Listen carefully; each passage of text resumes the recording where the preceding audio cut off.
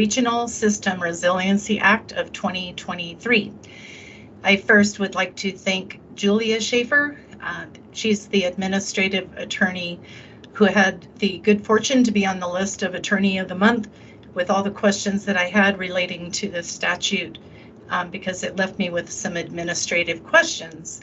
So without Julia's keen research, none of this training would have been possible, or it would have been just full of holes.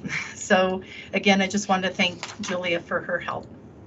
Senators Worth and Stefanik, along with Representative Herrera, sponsored Senate Bill 1 in 2023 session, which has now been enacted as the 6220-1 through 6220-7 NMSA. This was intended to increase the water system's resiliency by helping small water systems reach economies of scale that will allow them to address issues with aging infrastructure and water quality. It will also allow for resource sharing and other financial incentives to regionalize. Section 1 is the short title of the Act. The definitions are found in Section 2.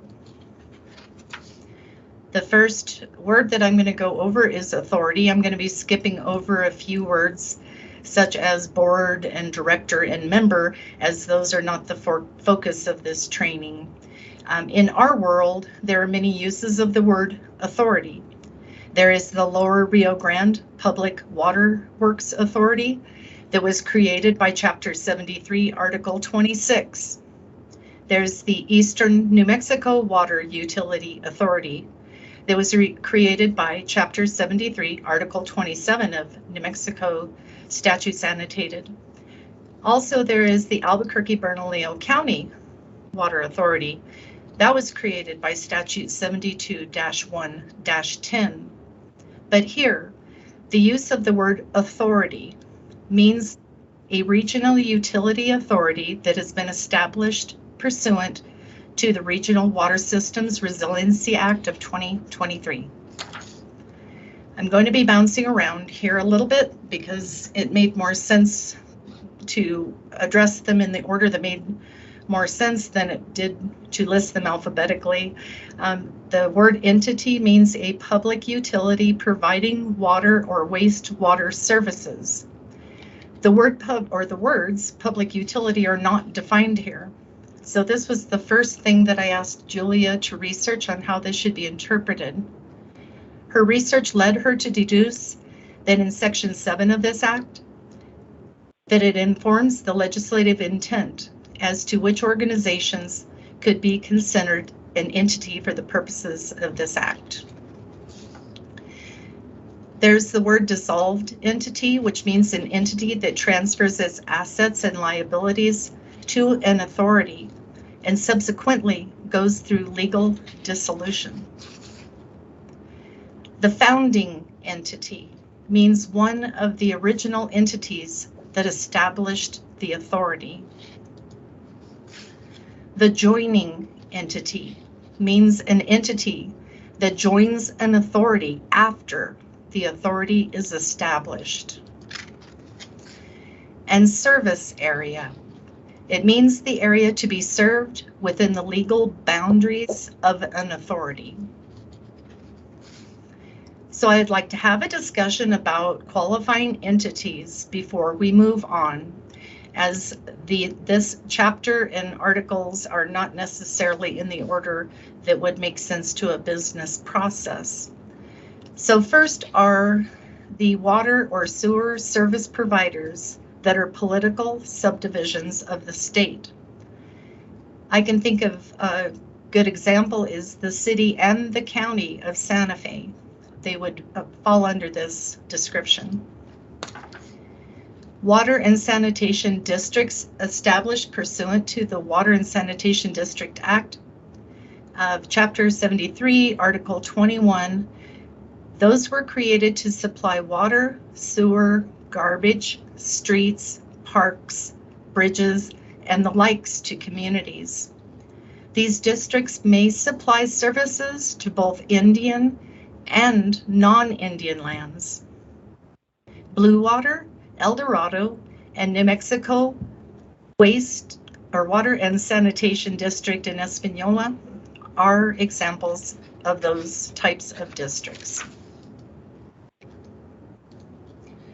Then you have the water and natural gas associations that are established pursuant to Chapter 3, Article 28. Chapter 3 is titled Municipalities. The City of Moriarty, or the gas company, which is known as EMW, which is Estancia Moriarty Willard Gas Associations, are two examples that would fit in this category. Water user associations are established pursuant to Chapter 73, Article 5, and those are owners of lands, reservoirs, or irrigation ditches that are organized under the provisions of this article. Examples are North Star Water User Association in Aztec and the Lower Valley Water User Association in Kirtland. Chapter 52 is titled Corporations, and that including the Business Corporation Act and the nonprofit corporations. Those would include EPCOR and Intranosa. Those are just two examples. Including these was interesting to me, as Article 5 has language which normally did not take private businesses into account, but I'll address more of that later. Then there's the public improvement districts that are established pursuant to Chapters 3, 4, and 5. 3 is municipal, Chapter 4 is county, and Chapters 5 is municipal and county. Chapter 5-11-10 of NMSA allows for PIDs to be created within the city of Albuquerque, and there were 10 of them that were identified in that statute.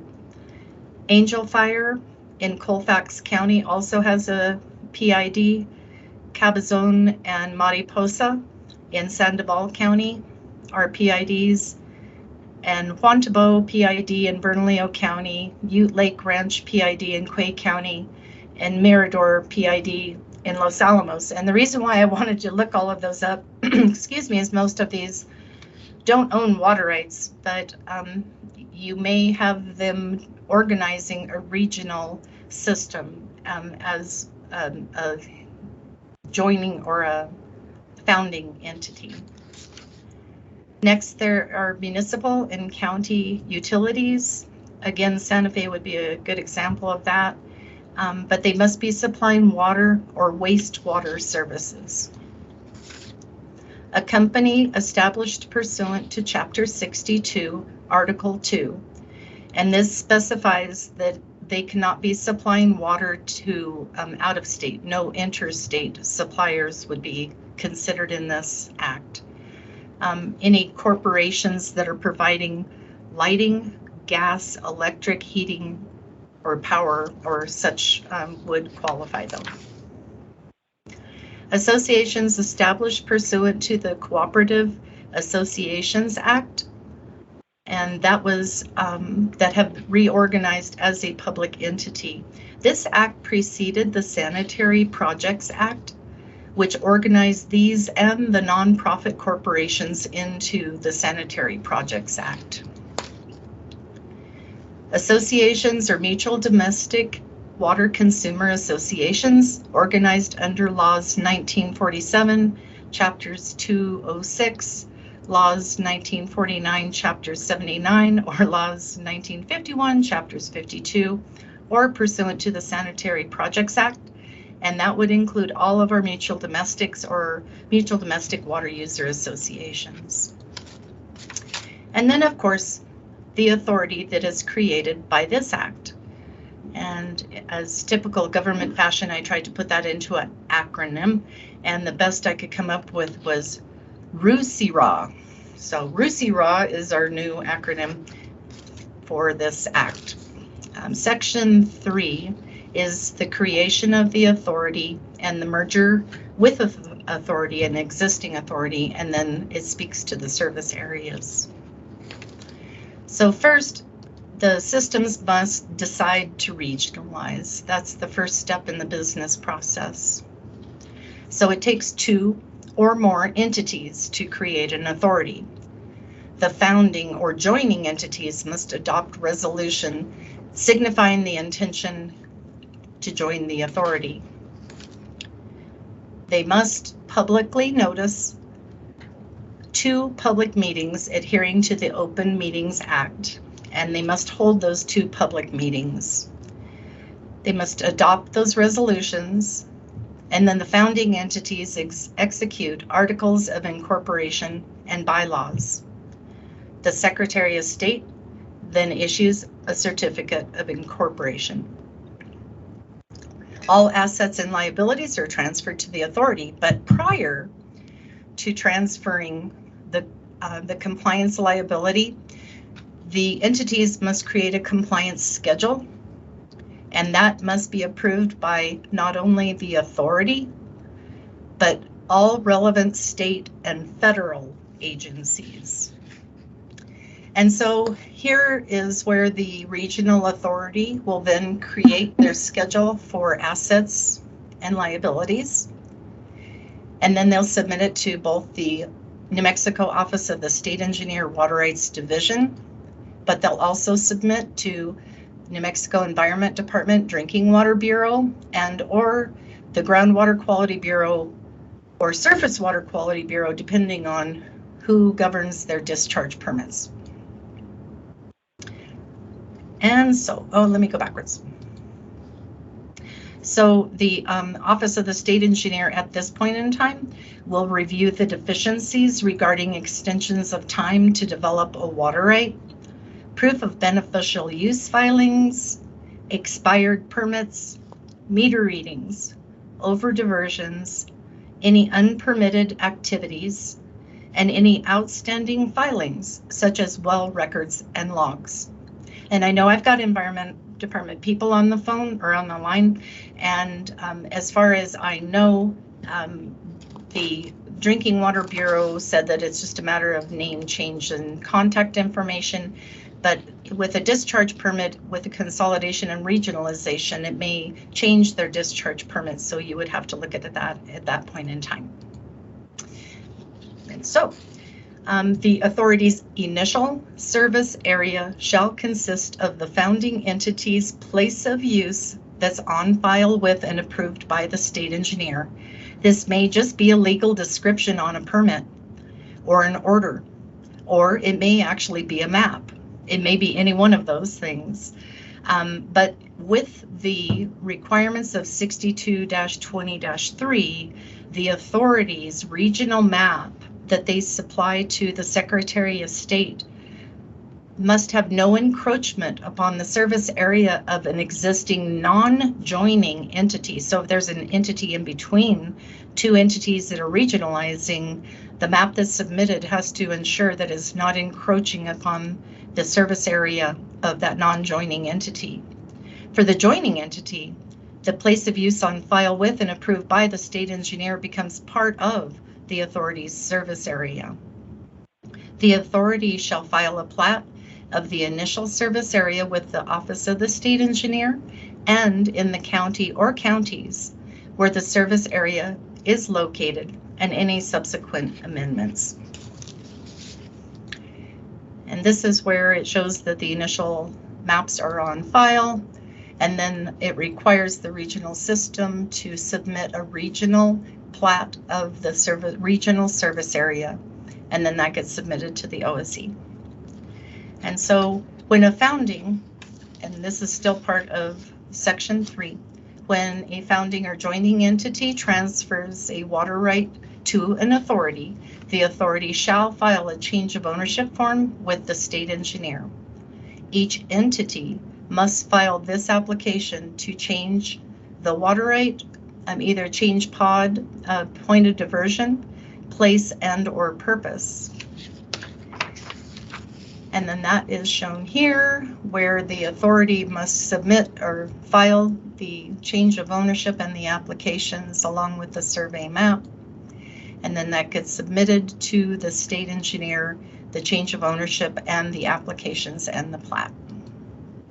And so this is where it gets a little sticky, because if they are joining their pipes physically, then we need to run an impairment analysis on the move to location of the water right. Not all systems will be interconnecting their pipes. And if they are interconnecting their pipes, I recommend that you request a pumping schedule with the application, because otherwise we will model the effects to the worst case scenario. Not all regionalizations physically connect. Some of them are simply going to share resources or operators, or they might hire employees to run their systems, but they keep their pipes separate and their wells separate. Then there would be no impairment analysis we would conduct at that point in time. But I will give you an example here of a system where they are actually physically connecting pipes, because one of the wells is a good well and the other wells in the area are failing. So be sure and discuss with the applicant at the time they're regionalizing if their proposal involves interconnection of the systems, because it may increase river depletions and require offsets. For instance, in this potential situation, let's say that Delia, which is located off to the right-hand side of the screen here, wishes, and let's say that both them and Llano del Medio wish to regionalize and use Anton Chico's well. Anton Chico's well is much closer to the Pecos River. So if you're moving all the water rights from over here and here to Anton Chico over here, we will run the model to see what the effects on the river are going to be here. And it may require a transfer to offset the depletion, the additional depletions on the river. So be sure and have these discussions with your applicant, and perhaps get a pumping schedule at the time they file their application to keep the depletions the same as it was prior to the application transfer. So there's Delia, there's El Llano. I forgot I put little arrows in there. So now on to section 4. And this is the articles of incorporation themselves. And like I said, the statute doesn't go necessarily in the order of the business process. So after they decide they're going to regionalize, and they draft their articles of incorporation, and they have their meetings and all of this, and they adopt their resolution and their bylaws, they have to submit all of this to the Secretary of State. The Secretary of State at that point in time will dissolve the original or the founding entities, and then issue a new certificate of incorporation creating the authority. Okay. So section 4 requires entities submit to the Secretary of State a plat or legal description of the boundaries of the authority's service area with such certainty as to enable a property owner to determine whether the owner's property is within the authority's service area. That's a big lift at the very beginning before they even regionalize. They have to get that map down to a pretty granular level. In section 3, subsection H, it states that when an entity joins an authority, the joining entity's place of use that's on file with and approved by the state engineer shall become part of the authority's service area, but shall not encroach upon the service area of the existing non-joining entity. And I raised that issue to you before, that if there's an entity in between two entities that decided they did not want to regionalize, that map of the plat of the service area has to make sure that they are not encroaching upon that non-joining entity's service area. However, the Secretary of State has no way to check the accuracy of this before the creation of the authority. So in section 3, subsection J, requires the authority, after it's created, to then file a plat with the state engineer and the counties. So if there's any conflict with the Office of the State Engineer's place of use data or any plats or maps that we have on file with the one that's being submitted by the authority. Unfortunately, the Office of the State Engineer will have to address it at this time.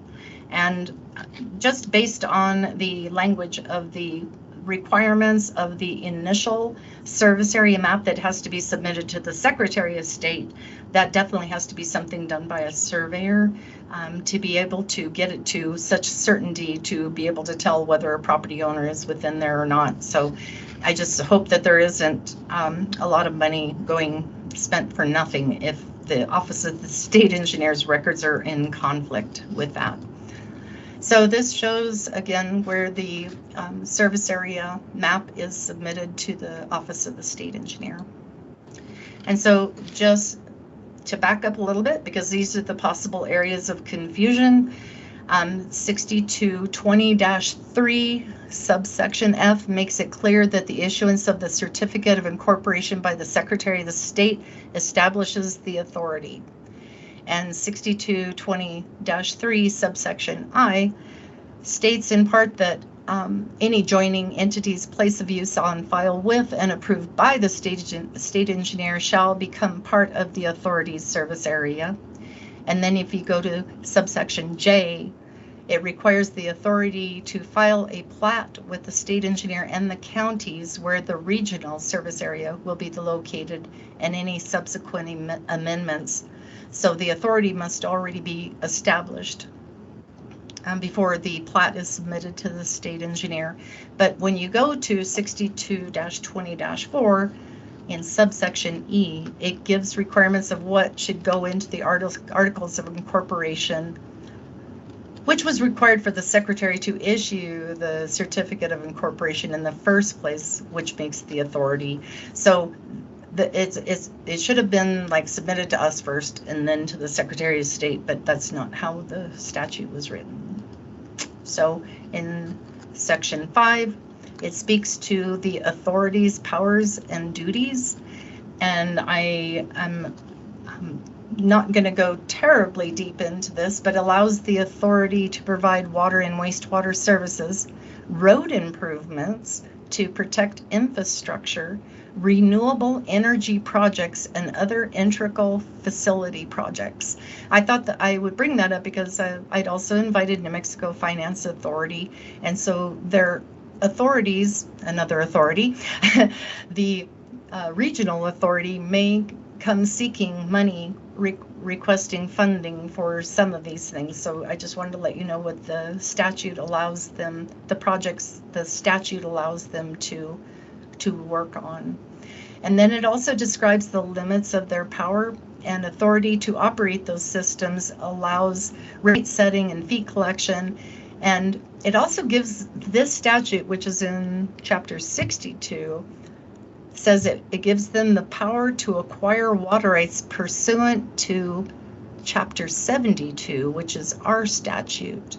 So that's another area that we think it may need some tweaking of our statute to include the authority, because the entities that are listed under 7219, which allows entities to acquire water rights and hold them unused for 40 years, up to 40 years. It's like a water planning statute, did not anticipate or include authority as it's defined in this statute. So we're still looking into that, but I just want to let water rights staff know that this is in the statute under 72, or under 62 rather, -20-5, but it is trying to affect the statute 72-1-9, which allows certain water right holders to hold those water rights unused for up to 40 years. But it also gives these entities the power to do shutoffs, contractual power, enter into joint powers of agreement, acquire and dispose of property, hire agents and employees, adopt a government seal, sue and be sued, receive grants, secure debts, issue bonds, subsume powers held by the entity forming or founding or joining to the authority. And also in Section 5, if 25% of the members of the authority feel like there's something going on that requires investigation by any agency or department, if they get 25% of the members of that authority to sign a petition, that then would require both NMED, OSE, whomever to conduct that investigation on behalf of those members. And finally, Section 5 says that these authorities are not subject to the jurisdiction of the PRC or the Public Utility Act. And so, Section 6 is the board creation, powers, and duties. And this is mostly about creating the board, who makes up the board, requirements for the meetings, quorum issues, and hired staff issues. The only thing that really affects the regulatory agencies is the fact that all these actions must be exercised by and performed by the board, provided the board delegate that authority to an officer of the board, except for a few items, including purchasing property. So if they're coming in to file an application or submit a change of ownership, it must be signed by the board. And everything must be done by the board unless that board has delegated that authority. Okay, so there's additional language in this section that may be of interest to Water Use and Conservation Bureau of our agency, and also the Drinking Water Bureau of NMED, regarding rate setting and asset management. Both items seem to be key to be resiliency aware. And Section 7. This is where Julia Schaefer came up with all of the entities that would be allowed to file for to become regionalization. And this, because Section 7 says that all of these entities are eligible to relinquish their assets and liabilities to the authority. So we're assuming then that they can also be the applicant and the joiner. And I spoke with Angela at Water Trust Board funding, and regionalization projects are prioritized for funding. We've always known that, but the board may waive the match requirement for water systems when the applicant serves fewer than 250 connections and has previously secured Water Trust Board funding for the proposed project as defined by the planning document, or if the system upgrade is to consolidate with another system, or the system upgrade expansion is to incorporate previously underserved customers, not for future development, and the applicant has implemented an asset management plan for the future and our current and future maintenance and replacement and repair of the system. And really wonderfully, asset management is part of regionalization. And so that concludes my training. You can email me, jerry.pohl@ose.nm.gov. Thank you, as always, for seeking out the Office of the State Engineer for your source of information.